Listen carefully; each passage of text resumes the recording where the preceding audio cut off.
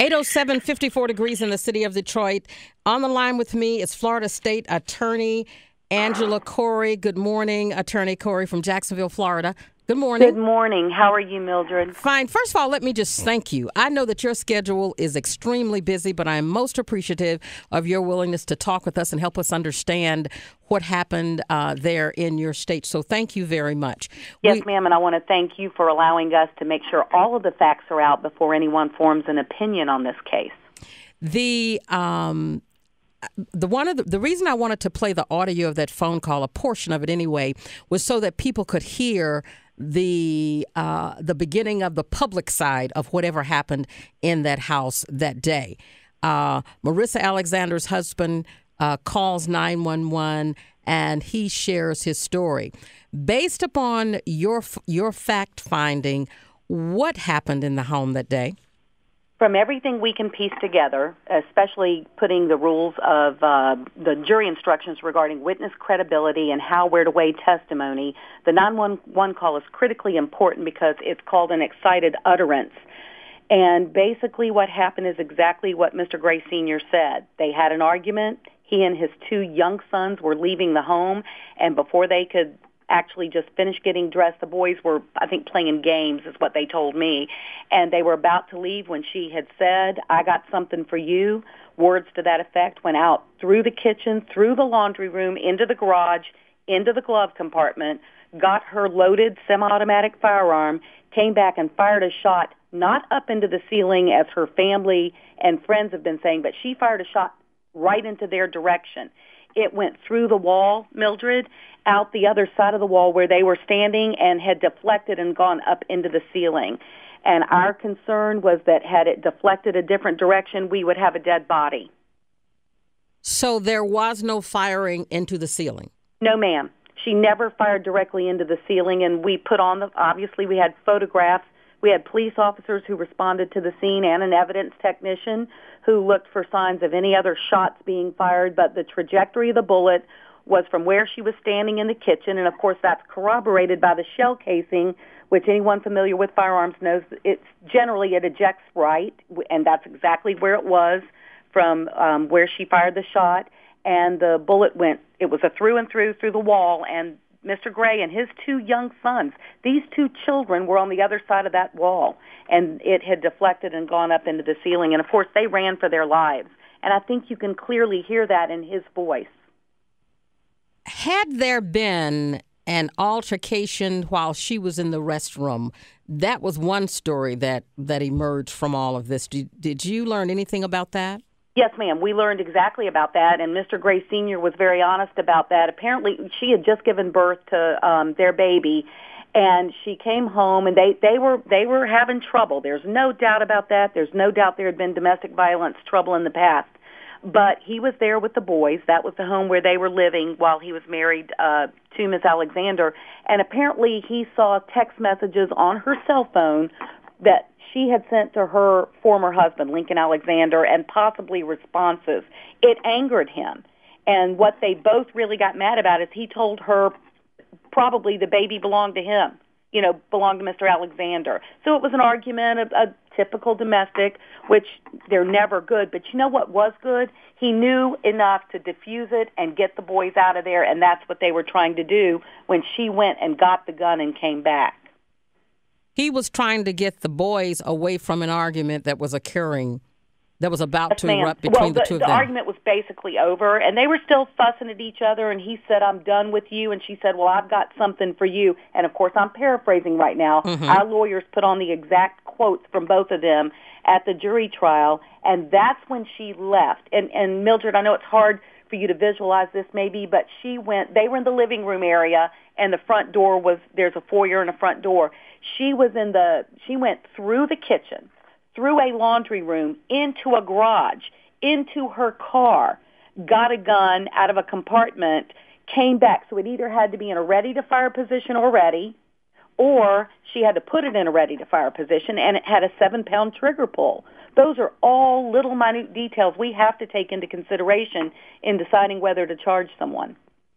Now, I've got to go to take this quick break, but when we come back, there was a story, and one of the negatives about the internet is anything goes.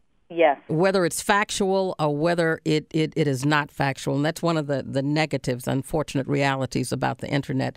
But there was a story on the internet suggesting that Miss Alexander was in the bathroom, door closed or whatever. Her husband came in and assaulted her, and that was how the physical part of it began. I'd like for you to respond to that right after this, okay? Yes, ma'am. Florida State Attorney Angela Corey, my guest on Inside Detroit this morning. You may very well know that Marissa Alexander received a 20-year prison sentence last week. She was attempting to use the Stand Your Ground law, according to the state attorney. And the judge, the facts did not support that. We're going to talk about that when we return. Florida State Attorney Angela Corey, my guest on Inside Detroit. Counselor, prior to that break, I asked you about the story that was circulating that she was in the ladies in the restroom when the ruckus began. Yes. And she may have been in the restroom during this confrontation or this argument they were having about the text messages. Mm-hmm. But the bottom line was the main part of the argument was over when he said, "I'm done with you," and she said, "Well, I'm done with you," or whatever Mr. Gray Sr. just said, and that's when he told the boys, "Let's go." And Mildred, by the way, I interviewed Rico myself, and I met with the two young boys myself, and they are adorable young men, and they have no control over the arguments adults get into, and they are our primary victims in this case. And people keep focusing on Rico Gray, but everyone has an obligation to protect children. So let me ask you this. I was speaking earlier with a reporter from MSNBC who said that one of the boys changed his story. Is that correct? One of the boys did change his story, but he never wavered. None of them ever wavered in the fact that she fired a shot directly at them and that they all three ran.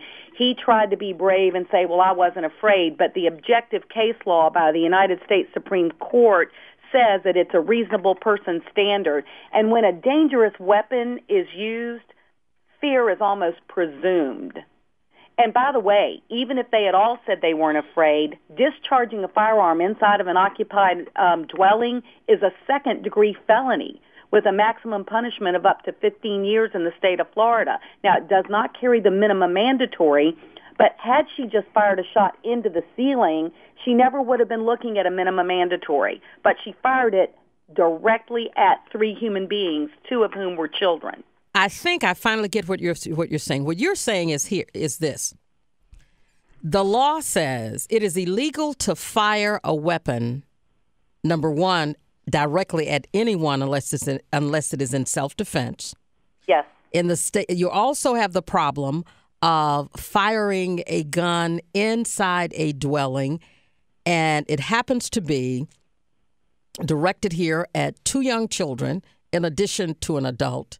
Yes. And if everything else was A-OK, you've still got the challenge of dealing with the illegal act of firing this weapon at these two children, and you're inside a dwelling. So you've got two things there. You do. And the fact that he had said, "I'm done," and they were leaving, you know, Mildred, that's what we need: domestic violence partners, people engaged in any even two strangers. One person needs to say, "Okay, this is over," and leave. That's the best way to diffuse a domestic violence argument. Ironically, on the very morning that her family and other people were protesting her sentence here, we had a woman shoot and kill her husband and then shoot herself. An elderly couple, while we were in court, that happened, and the next day a woman stabbed her boyfriend over a package of cigarettes and killed him and got arrested. So domestic violence is never a good thing, and we have to take a strong stand when it involves a shooting or an attempt to shoot someone. Now, am I clear when I understand you to say that the husband and boys were getting ready to leave? Yes, and both of the boys verified that. I asked their father to leave the room. And you know, Mildred, ironically, the state attorney, as the elected, I can't review every single case that comes into our office because we have thousands, obviously. But this is one of the ones I reviewed. Mm-hmm. My background and experience is as a homicide prosecutor. And so my young lawyers come to me and we staff these cases. This is a case we staffed twice. Once in the beginning and once before the stand your ground motion. We reviewed photographs, we reviewed the testimony, and said, yes, proceed. And she got her stand your ground motion. In addition to that, she was arrested on probable cause by the police. A judge approved the probable cause. There were never any grounds for her lawyer to be able to file any kind of a motion to dismiss. And once the judge ruled against her in the stand your ground motion, her choice was to try to engage in a plea dialogue with us, which we did, but she made that more difficult by getting rearrested while she was out on bond. Why did she get rearrested? Because she went back over, in spite of the judge's order to stay away from those 3 victims, she went back to a different home where Rico and the boys were living, got into a fight with him, gave him a black eye this time, and again, the police arrested her on probable cause for domestic violence, and that revoked her bond because she was supposed to have no contact. So it's very difficult for someone to say, I'm only going to take a probation or community control sentence when they've already disobeyed the circuit judge presiding over their felony case. I know. So she was out on bond. That's another... that's a part of the story that's never been told. We know that, and we're trying to get that part of the story out, and we're very disturbed. As you said, the Internet is a dangerous thing. I've had professionals send me unbelievably nasty emails, putting their names on them and everything, screaming and yelling about why wasn't she given a chance at bond and comparing her to other high-profile cases. We're like, well, she was out on bond, but she violated it. So, Mildred, there's a whole lot to this case. There always is to every criminal case. And I've said this before. I said it in my press conference about the Trayvon Martin case. This is why we try cases in a courtroom, because you cannot bring out every single detail in a quick news article or a 30-second spot on a television show. I can't tell you how much we appreciate your willingness to go into the details. Well, you know something, and I've noticed this. We have a prosecutor here, the Wayne County prosecutor, and you're there in Florida, and I've noticed this at every level. When you all are in the thick of it, you're busy doing what you do. So you don't get in front of the microphone. You don't get in front of the camera. You work hard on getting a conclusion to a particular case. And you come out initially and you announce charges and you just go away and do your work. And then when there's a verdict, you may have something to say then. The downside to that is, and especially in a case like this, other people get to tell a story. And since it's the only story out there, because you all are busy doing the work you're supposed to be doing, people tend to believe that. Now, I have to tell you, I've interviewed about 3 or 4 people on this case, and I did not know until you just shared with us that she was out on bond, ordered by the court to stay away from the husband and the sons. They had moved to another address. She went over to that address while out on bond, gets into a fight with them, gives the husband a black eye, and she is rearrested. That's absolutely correct. That's exactly what happened. And, of course, we have to factor that into any decision to plea bargain with someone, because if you don't put someone in jail or prison as a sentence may call for, then you've got to determine how are they going to do on probation. Could they be a danger to the community? Could she be a danger to Rico Gray Sr. and to these 2 young boys again? And, Mildred, I cannot emphasize enough that these 2 young boys have a volatile enough life because their father has custody of them. When he came in here and I met him, I had a hard time believing he was this monster that the defense attorney kept telling me he was. He's very, very loving of his sons. And he has had domestic violence problems in the past, but they had mutual injunctions that both of them violated. And, we're finding that more and more, that people will get domestic violence injunctions and then just get together and continue their relationship despite what a court has ordered them to do. And that's very concerning for us. In fact, I was supposed to be in a murder trial last week, and it was a domestic violence murder where they were supposed to be away from each other. And, of course, this one resulted in an actual murder. And our victim's family, she was a sweet victim. Her family's very sweet. They can't explain why she would have been around him when there was an order telling her to stay away. So we can't explain those aspects of a relationship, but we know when a judge tells you to stay away and lets you out on a bond, you darn well better obey the judge. You got that right. Stay with us, Detroit. Marilyn, when we come back, Marilyn has a question for you. State Attorney, I keep wanting to say Attorney General, State Attorney Angela Corey from Florida. We'll be right back. We go to Jacksonville, Florida this morning to talk with Florida State Attorney Angela Corey. Attorney Corey, what is most troubling for me concerning this whole story? What, Mildred? Is the fact that all the facts were not out there. And Mildred, I agree with you, and I made a very strong statement against her family by saying that if that was a prosecutable offense to put out absolute incorrect facts about something, because you know what, it has stirred a lot of emotion. Yes, it has. And people are reacting on misinformation, and it's completely unfair. And by the way, you brought up a very good point about why we don't respond to media requests. Our rules of ethics don't allow us to talk about the facts of a case prior to the trial being over. In this particular case, the family started talking about it the week after the verdict, but there was still a motion for new trial pending. And we have to be careful about putting facts out there, because had the judge granted a new trial, we could have easily had to pick another jury the very next week, and then you would have had all this media attention, which we did anyway. So how do you get a fair and impartial jury if your jury pool has been tainted by both sides arguing their case? So that was an excellent point you brought up, as well as your point about the Internet being a dangerous thing. I am stunned by the misinformation that gets out on the Internet and that people just buy into without looking into both sides. So again, we thank you for looking into the true facts of this case. See, it's like for me, I always say that every time, as a black woman, every time someone misuse the race issue, it undermines the legitimate cases.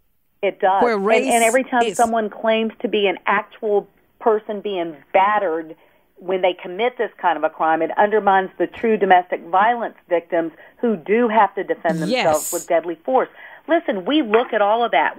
Not only are we required to by law, but it's the right thing to do, to look at whether or not a person truly was in fear for their life when they fired a weapon.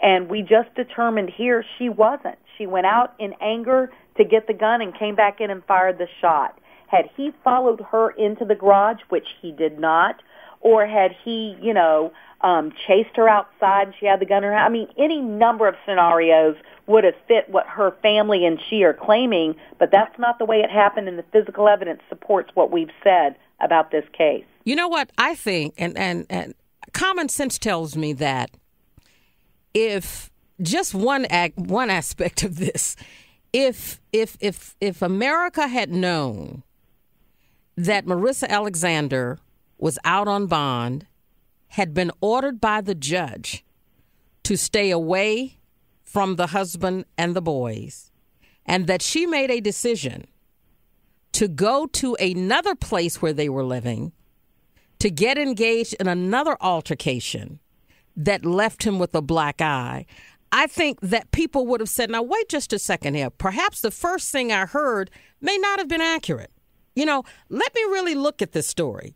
Because right, and that's what we wish people would do, or if they could have waited till we told our side of the story. The other thing people don't realize is we offered her, in spite of the fact that she violated the judge's order and went back over and committed a new crime, we still offered her a 3-year minimum mandatory. Remember, I said we couldn't offer somebody probation who had willfully and flagrantly violated a judge's order, but we said, okay, we'll come off of the 20-year minimum mandatory, taking your mitigation into consideration, and offer you the 3-year minimum mandatory, and she turned us down. And she had already served 2.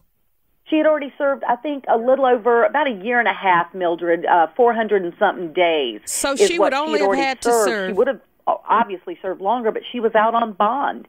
And I've got to tell you, one of the ironic things is when Judge Morrow, God rest his soul because he's passed away since then, but when he granted her motion for bond, my female prosecutor said, Judge, she committed a dangerous act. You wouldn't have done that if she had been a male defendant. And Judge Morrow said, you're right, Kristen, I wouldn't have. So that was ironic, that we were concerned about her danger factor. And sure enough, she went back over there and confronted Rico Gray Sr. again and hit him in the eye and gave him a black eye. And we've got the photographs. We've got 2 911 calls for that incident that I believe we've sent to you. And we will send this package to anyone who's interested in looking into the true facts of this case. This is just incredible. And I think about, and I think the facts clearly show that both of these individuals had some past bad behavior.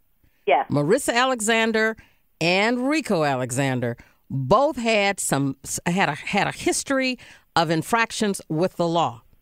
That being what it is, to go for people to go across the country and stir up this sentiment that has been stirred up at a time when there is another very volatile, sensitive case pending, comparing the two of them, and they are not one and the same, is just wrong. It is wrong, it's just Mildred, wrong. And I hope you can get now that you've looked into everything, if you can help us get that word out, because I have to tell you, we've got to protect these cases. And it's especially egregious since our office is also, we've been appointed on, the George Zimmerman case, and we've got to try to seek justice, as I said in my press conference, for Trayvon Martin, but also for George Zimmerman. We have to protect both sides' rights. And in that regard, one of the things I did on Marissa Alexander's case, because before her family went to the media, given just one side, it was unfortunately one of many cases we handle, fairly routine. But because of the nature of this case, because it involved 2 child victims and a woman who had just had a baby who was claiming, it was self-defense, I looked into the case, staffed the facts twice. I met with the 3 victims myself. Then I sat down in my conference room and had Miss Alexander, at her lawyer's request, brought over to my conference room from the jail, and her lawyer and Miss Alexander and my prosecutor and I met and listened to everything she had to say. So this happens to be one of the cases where I was unbelievably involved. I wasn't going to try the case with my lawyers, but I knew as much as I could possibly know about the case before it ever went to trial. I don't know what more they can ask from us other than to, take a hard look at this case, Miss Corey. Make sure your prosecutors are filing the right charges. And my prosecutors did, and they did a good job on this case, and shame on her family for putting out misinformation that hundreds of thousands of people have relied on, and only when we get the facts back out to them do they go, oh, I wish I'd known that. Yeah, that is just so unfortunate, and it's wrong. And it is. Wrong. And Mildred, I wish you could meet these 2 young boys. They are so precious, and we want them to know that their lives are valuable to us. They are 2 young black men who are just trying to go to school, trying to survive in a situation where they're not with their mothers. They live with Mr. Gray Sr. He is a truck driver. He makes a good living. He provides for his boys. They were well-dressed. They were respectful young men. They have to know that the criminal justice system cares about them. And so we balanced that interest against trying to give, Miss Alexander a break, and we offered her 3 years, and she turned it down and chose trial. Had the jury come back not in our favor, then we would have had to accept that verdict and moved on. And so I don't understand why her family won't accept the verdict that she chose. She chose to put it in the hands of a jury. And therein, my friends, we've got some cases here in the city of Detroit right now. That is why you have to have the very best counsel advice when you are a defendant. Here's a lady who could have walked 1 year and a half left on her sentence she could have taken, and now she has to spend 20 years in prison. Marilyn, I promised you get a chance to talk with Florida State Attorney Angela Corey right after this break. 848 Florida State Attorney Angela Corey on the line with me. Marilyn, I appreciate your patience. You're on the air. Good morning to both of you. I just had 2 quick questions. Is it possible that the lady had that postpartum issue? And also, did Melissa and Rico possibly come from families that have domestic abuse concerns themselves? Good morning, Marilyn, and thank you for those two questions. There was no evidence that she was suffering from postpartum, no doctor's reports, but we would have considered that as mitigation in coming off of the 20-year and offering her the 3-year minimum mandatory, which we did.